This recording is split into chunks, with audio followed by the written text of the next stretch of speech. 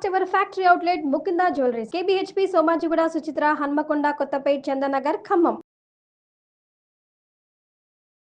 నమస్తే రమ్గారు. నమస్తే జయ. రమ్గారు, నాగుల చవితి సంవత్సరం మాట్లాడుకుంటూనే ఉంటాము. మరొకసారి దీపావళి పండగ వెళ్ళాక కార్తీక మాసంలో శుద్ధ చవితి నాడు నాగుల చవితి వస్తుంది. సర్పారాధన భారతదేశంలో చాలా ముందు నుంచే ఉంది. సర్పాన్ని చంపకూడదు, చంపిన సాంగంగా అంత్యక్రియ చేయాలి. అవును, లేకపోతే సర్పదోషం తరాల వెంబడిస్తుంది, తరాల వెంబడి వచ్చేస్తుందని చెప్తారు. ఇప్పటికీ మనం ఆలోచనలోనే ఉంటాం. జాతకాలు చూసినప్పుడు దోషాలని జాతకం చూపించగానే సర్పదోషం ఉంది, నాగదోషం ఉంది అని చెప్తారు. సాధారణంగా నాగదోషం అంటే వివాహం ఆలస్యం, సంతానం ఆలస్యం. పిల్లల్లో నాగదోషానికి చెవిలో చీంబడుతుంది, పిల్లలు కింకగా దుఃఖంగా ఉంటారు, ఏడుస్తూ ఉంటారు. అందుకని ఈ సర్పదోషాలు లేకుండా ఉండటం కోసం ముందు నుంచి పుట్టలో పాలు పోయటము అనే విధానాన్ని పాటిస్తూ ఉంటారు. మనం శ్రావణ పంచమి నాగపంచమిగా చేస్తాం, నాగుల చవితి చేస్తాం, స్కంద షష్ఠి చేస్తాం, సుబ్బారాయుడు షష్ఠి, సుబ్రహ్మణ్య షష్ఠి అది చేసుకుంటాం. ఏదైనా ఒక్కసారైనా తప్పకుండా నాగారాధన చేయాలి. సంవత్సరంలో ఇవే 3 సార్లు కనపడతాయి మనకి కదా, ఆ పంచమి, ఈ షష్ఠి, ఈ చవితి. నాగుల చవితి చాలా ప్రఖ్యాతంగా కనిపిస్తుంది. ఈ చవితి నాడు ఏంటంటే మన సమీపంలో ఎక్కడైనా పుట్ట, ఈ పుట్టలో పాలు పోయటం, పుట్టలో కొంతమంది గుడ్లు అవి కూడా వేస్తారు, వాళ్ళ విధానాన్ని ప్రకారం. ఈ పాలు పోయటానికి సాంగంగా ఒక పద్ధతి ప్రకారం చెప్తారు. ఆ పుట్టలో సర్పం ఉంటుంది, ఉండదు, ఉందో లేదో అవంతా మనకు తెలియదు. ఈ పుట్టలో పాలు పోసి రావాలి. అయితే ఈ పుట్ట ఉంది కదా, ఈ పుట్టని సాధారణంగా చీమలు అవి పెడతాయి. ఒక రకమైన పురుగు కూడా పుట్టని తొలిచి ఇట్లా కోపులుగా పోస్తుంది, పుట్ట పోసుకొచ్చేస్తుంది కదా. వాటి మట్టి పరమసారవంతమైన మట్టిగా ఉంటుంది ఆ పుట్టమన్ను. ఆ మట్టిని తెచ్చి చెవులకు పెట్టుకుంటాం. చెవికి పెడితే ఏంటంటే చెవికి సంబంధించిన బాధలు తగ్గుతాయి అంటారు. ఈ సర్పాలదో ఆ పురుగులదో వాటి యొక్క లాలాజలం కలుస్తుంది ఆ మట్టిలో. అది చాలా రకాల సమస్యలకి సమాధానంగా ఉంటుంది. అందుకని పుట్టమన్ను పెట్టుకోవాల్సిందే, ఇదొక నియమంగా ఉంటుంది. అయితే ఈ ఆరాధన ఎట్లా చేస్తారు? ఇంట్లో ఉంటే చేయాలంటే సాధారణంగా అంతే, మన ఇళ్లలో ఉంటే చేసుకోవాలి. ఇళ్లలో లేకపోయినా కూడా చెయ్యొచ్చు, తప్పులేదు. ఓ సంవత్సరం చేసి 2వ సంవత్సరం మానేస్తే కొంపనిపోతుంది, అలా ఏం లేదు. అవకాశాన్ని బట్టి చేసుకోవటం. పుట్ట సహజంగా ఏర్పడిన పుట్ట కనుక ఉంటే అది విశేషం. ఇప్పుడు ఆ పుట్ట లేదు మన చుట్టుపక్కల ఎక్కడ, దేవాలయాల్లో సుబ్రహ్మణ్య ప్రతిష్టలు కనపడతాయి, చక్క సుబ్రహ్మణ్యాలు కనిపిస్తారు కదా, జంట నాగులు, అక్కడ కూడా పాలు పోసుకోవచ్చు. పుట్ట అన్నిటికంటే స్వాభావిక పుట్టే చాలా విశేషంగా చెప్తారు. చవితి నాడు పుట్టలో పాలు పోసి, ఈ పాలతో పాటు ఏం చేస్తారు, చిన్న గ్లాసు ఆవు పాలు, ప్యాకెట్లు పట్టుకెళ్ళకండి దయచేసి. ఏదైనా గిన్నెలోనో అట్లా ప్యాకెట్ల నుంచి కాకుండా మనం ఆవు పాలు కనుక దొరికితే మంచిది. ఇంకో దారి లేదు, ఇక అవే. దాన్ని ఏదైనా ఒక చిన్న టిఫిన్లోనో డబ్బాలోనో చెంబులోనో పోసుకొని పట్టుకెళ్ళండి. ప్యాకెట్లు చింపి పోసి ఆ ప్యాకెట్లు అక్కడ పారేసి అలాంటి పనులు చేయబోకండి. ఇవి దీంతో పాటుగా చిమ్మిరి, చలిమిడి 2 చేసుకుంటాం. అవును, చిమ్మిరి చేస్తారు. చిమ్మిరి అంటే నువ్వులు దంచి బెల్లం వేసి చిమ్మిరి, తర్వాత బియ్యపిండి, ఒక పాలు చుక్క, కాస్త నెయ్యి, తర్వాత బెల్లము వేస్తే కొంతమంది అరటిపండు కూడా వేస్తారు. అలవాటు బట్టి అంత చలిమిడి ఇంత చిమ్మిరి చేస్తారు. ఈ తర్వాత బియ్యపిండి ఒకటి పట్టుకెళ్తారు, ముగ్గేస్తారు. బియ్యపిండి కూడా పోస్తారు పాలతో పాటు.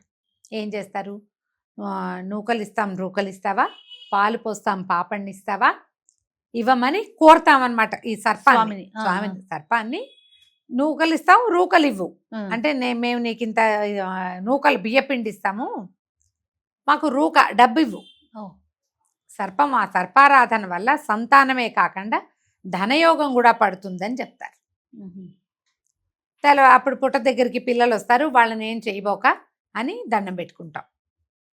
పిల్లలు మరి ఇప్పుడంటే మనకి అపార్ట్మెంట్లు వచ్చేసినాయి, ఇళ్ళు వాకిళ్ళు చిన్నవైపోయినాయి, రోడ్ల మీద ఎక్కడ సర్పాలు ఉండే అవకాశాలు లేవు.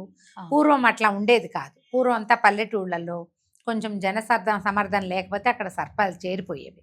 పుట్టలు పెడితే పుట్టల నిండా పాములు ఉండేవి. ఈ పొలాలకి నడిచి వెళ్తుంటే పాములు వెంబడబడేవి, చూసేవి, కనపడేవి. ఇళ్లలోకి వచ్చేవి. అవును. ఊర్ల పక్కన బాటల పక్కనంతా చెరువుల దగ్గర పాములు ఉండేవి. పాములు ఉండేవి. కప్పల కోసం పాములు వచ్చేస్తాయి, ఎలుకల కోసం పొలాల్లో పాములు వస్తాయి. మరి ఇప్పుడు ఇవన్నీ చోట్ల సర్పాలు ఉన్నప్పుడు ఆ సర్పాన్ని ఆరాధించి మమ్మల్ని జాగ్రత్తగా చూడు అని అడగాలి కదా. ఖచ్చితంగా. మనం ఏం చేస్తాం, వృక్షానికి పూజ చేస్తాం, మాకు నీడెవ్వు, చెట్టు ఇవ్వు, కొమ్మ ఇవ్వు, నీడెవ్వు అని అడిగి, పువ్వు కాయ పిందె ఎలాగూ ఇస్తావు, దాంతోపాటు నీడెవ్వు, నువ్వు ఎండిపోతే నీ కట్టెలు మాకు ఇవ్వు అని వృక్షాన్ని ఆరాధిస్తాం. అలాగే సర్పాన్ని కూడా, ఈ సర్పం ఉంటేనే ఈ పొలాల్లో ఎలికలకి వాటికి సర్పాలు అవసరం. గాదెల్లోకి చేరతాయి ఒక్కొక్కసారి, అలాంటి ఉంటాయి కదా. అవును. ఇలా ఇన్ని చోట్లకి జరిగి ఆ గాదెల్లో ఉన్న ఎలికల కోసం ఇళ్లలోకి వచ్చేస్తాయి. అప్పుడు మరి పిల్లా జల్లా చిన్న పిల్లలు అప్పుడు ఎట్లా? అందుకని ఈ సర్పాన్ని కూడా ఆరాధించి మమ్మల్ని రక్షించమని కోరుకోవటం. దానికి అర్థమవుతుందా, దానికి తెలుస్తుందా అంటే, ఇప్పుడు నీకు ప్రశ్నలు వచ్చినాయి, ఇదివరకు ప్రశ్నలు తెలియదుగా. అవును. అప్పుడు తెలియదు కదా. సర్పం దైవంతో సమానం, నాగులు ఒక జాతి, దైవ జాతి. ఇప్పుడు దేవతలు వీళ్ళందరూ ఎలాగా కశ్యప ప్రజాపతికి పుట్టారో, కశ్యప ప్రజాపతి యొక్క సంతానమే నాగులు. అవును. వాళ్ళ వంశానికి చెందినవే ఇప్పుడు మనం చూసేటువంటి రకరకాల సర్పాలు. అంటే దైవ జాతి కదా. అవును. అంచేత తప్పకుండా వారిని పూజించవలసిందే. మీకు అలవాటు ప్రకారం ఆరాధన చేసుకోండి. ఇంట్లో కూడా ఒక చిన్న కలుగులాగా బియ్యపిండితోటి ఒక గోడకి పెట్టి బియ్యపిండిని చిన్న కలుగు చేసి దాంట్లో చిన్న సర్పం బొమ్మ చేసి లోపల పెడతాం. లేదా మన దగ్గర ఏదైనా వెండి పడగలు ఉంటాయి, కొందరు ఇళ్లలో అట్టు పెట్టుకుంటారు. చిన్న వెండి పడగ పెట్టడం, దాని చుట్టూతో ఇట్లా పుట్టలాగా చేయటం, దానికి హోల్ చేసి అందులోంచి పాలు కాసిని పోసుకోవటం. పోసుకొని సాంగంగా ఉపచారాలు 4 సమర్పించి నమస్కారం చేసుకోవటం. అరటిపళ్ళు, టెంకాయలు అవి సమర్పిస్తాం. కొన్ని చోట్ల దీపాలు పెట్టరు. నాగుల చవితి నాడు దీపారాధన ఉండదు, మా ఇళ్లలో ఉండదు. మేము పుట్ట దగ్గర కూడా దీపం పెట్టం. అసలు మా వాళ్ళు పుట్టకే వెళ్ళరు. మా ఇంట్లో అందరూ ఇక్కడే ఇళ్లలోనే పోసుకుంటారు. ఎవరికైనా మొక్కుబళ్ళు ఉంటే పుట్టకు వెళ్తాం, లేకపోతే ఇంక ఇంట్లో పోసుకోవటమే. ఇంట్లో ఆహారం కూడా ప్రత్యేకమైన నియమాలు పాటిస్తాం. ఈ పుట్టగలో పాలు పోయటము, తర్వాత ఏం చేయాలి, తరిగిన కూర తినకూడదు. అవును. తరగకూడదు కూరలు, పొట్లకాయలు లాంటివి తినకూడదు, కూరలు తరగకూడదు. చీకటి పడ్డాక పాము పడుకుంటుంది కాబట్టి ఇంకా చీకటి పడ్డాక ఆహారం స్వీకారం చేయకూడదు. పలహారాలు అవి ఇవి నవలరు. ఈ చిమ్మిరి చలిమిడి పెడతారు కదా నివేదన, అవి ఇంతంత చేయరు, బాగా అంతంత చేస్తారు. అవే తిని ఉపవాసం చేస్తారు. రోజంతా చిమ్మిరి చలివిడే తిని పంచమి నాడు భోజనం చేసే విధానం కూడా కనపడుతుంది.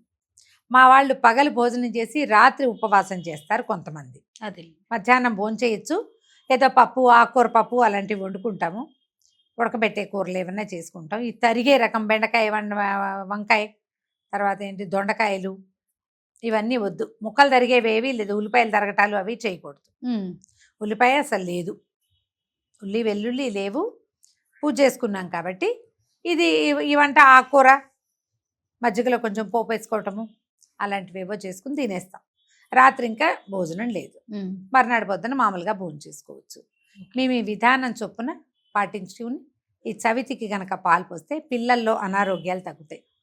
వంధ్యాదోషాలు ఎవరికైనా సంతానం కలకపోతే ఆ సమస్యలు తీరుతాయి. పిల్లలకి చెవి ప్రాబ్లమ్స్ ఏవైనా ఉంటే, హీరింగ్ ఇష్యూస్ ఉంటాయి కదా, అవి తగ్గుతాయి.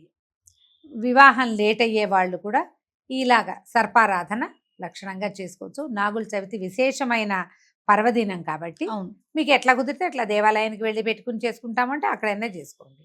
పుట్ట ఎక్కడైనా అందుబాటులో ఉంటే అక్కడికి వెళ్ళచ్చు. ఇవి రెండూ లేకపోతే ఇంట్లోనే చక్కగా కలుగులాగా పెట్టుకుని పోసుకొని దండం పెట్టుకోవచ్చు. మీ అవకాశాన్ని బట్టి చేయండి. ఉదంకుడి నాగస్తోత్రము, తర్వాత ఏమో ఉదంకుడు చేసినటువంటి సంస్కృత భారతంలో ఉన్నటువంటి ఆ స్తోత్రాలు చాలా విశేషమైనవి. నవనాగస్తోతి ఒకటి ఉంది, అది కూడా చాలా బాగుంటుంది. వీటిలలో ఏదో ఒక స్తోత్రాన్ని చదువుకోండి, మంచిది. సంతోషం రామ్ గారు. నమస్తే. నమస్తే జయ.